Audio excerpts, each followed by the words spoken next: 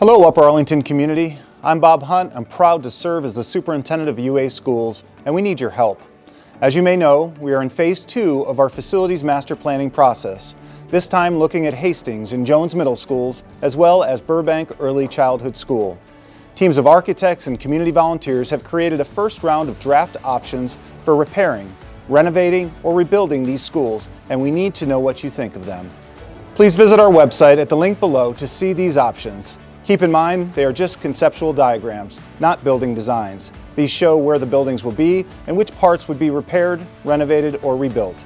We need you to complete the short online survey with your feedback. Which options do you like? Which options do you dislike? And what did we miss? Your feedback will help us refine our work so we can evolve these initial drafts into more solid options with cost estimates for the community to weigh in on later this spring.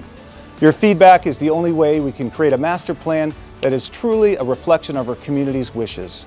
Please take the time to complete the survey by Sunday, March 9th. Your voice matters, and I thank you in advance for your help.